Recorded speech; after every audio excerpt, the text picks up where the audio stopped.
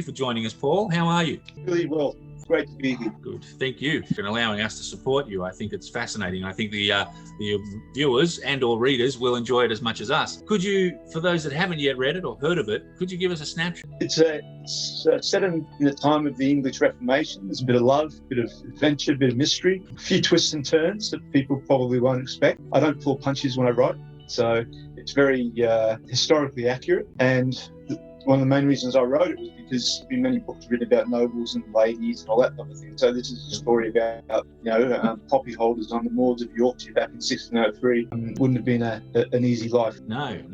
And did you have to do a lot of research for this sort of book? Like in that, so as you say, that period of time, was there a lot of reference material, good asset, good researchability? Is that the word?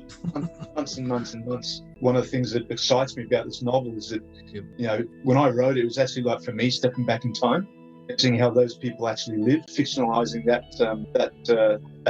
story as accurately as possible, and that's what's so exciting about the novel. Oh, fantastic! And did you find that the characters were easy to write or evolve because of the research or of the period, but also gaining the understanding of that research? Yeah.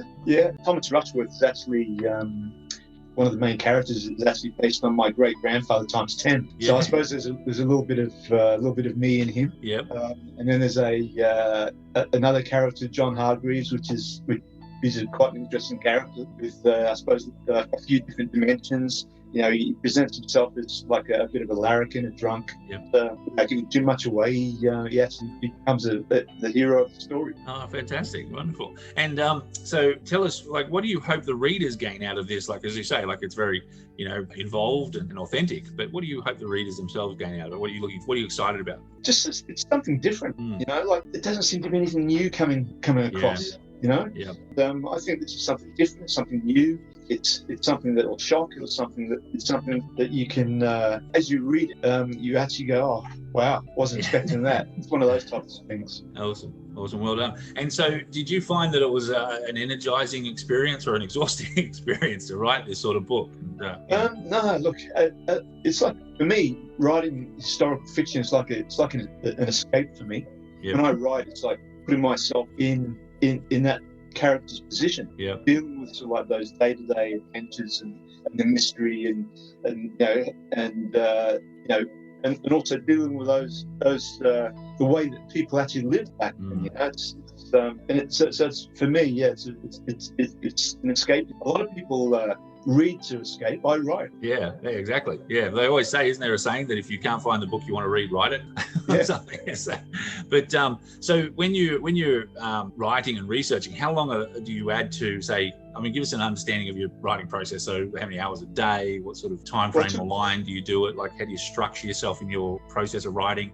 Just fill us in on that. It took me a year to write and research. Wow. And the way I write is probably a lot different to the way other authors write, is because I actually don't do any planning. I don't.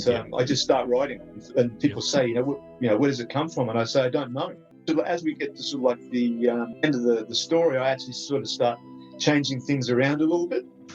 And hopefully all those movements, changes and twists and turns I put in the right place. Yeah, no, that's good.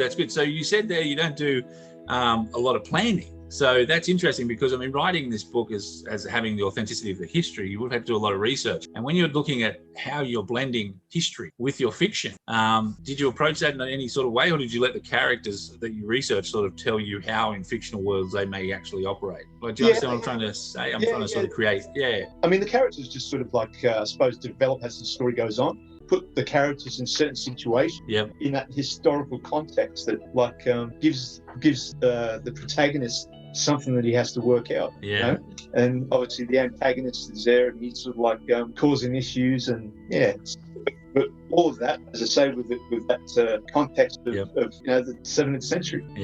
No, that's right. And it's a very interesting period as well for you too. Like you say, you've written 3 books, you've entered into the publishing process.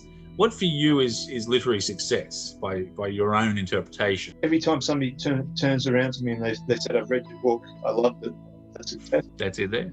Yep. Yeah. No, that's definitely a great compliment. Compliment is probably the best success anyone can have. I agree. Yeah. If I can ask too, what was the harder, if there was a harder part for writing the opposite sex or writing as a male? I've got a good imagination. Yep. And I think that's what sort of like makes it quite easy for me. Mm-hmm. In this particular story, there's some really strong women in it. Yeah. Because back then, women had to be strong. Oh, for sure. Yeah. And, like some of the research that I did with sort of like bucking schools and the way women were treated and that is sort of like a very strong part of the novel. So do you have any suggestions too to share your experiences being, an older and wiser writer now? What would you say to someone starting up or looking at the process of writing? Be very patient. Enjoy the ride. Don't be too hard on yourself.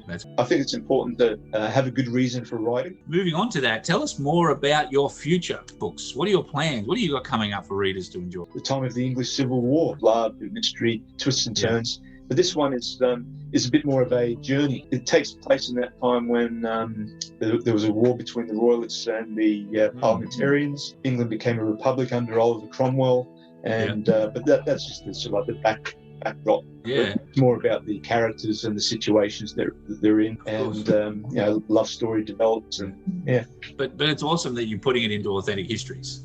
Yeah. And I think for the historical fiction lovers, like I'm one of them, it really makes it so much more enjoyable because you can contrast, you understand pieces of those histories, you understand, you can evolve to looking up more history. So you can learn into it and go, oh, wow, I didn't, that's something that you've given me to think about. I can look it up as it was, but still have that credibility in the book and enjoy that fictional part of the story of the characters. Yeah. So no, I think you've done a marvelous job, and it's great that you can write that way for authenticities. I believe in Paul as a talented Australian writer. He's done a marvelous job putting it all together. Paul, I thank you for your time. It's been wonderful talking to you. And thank you everyone for watching.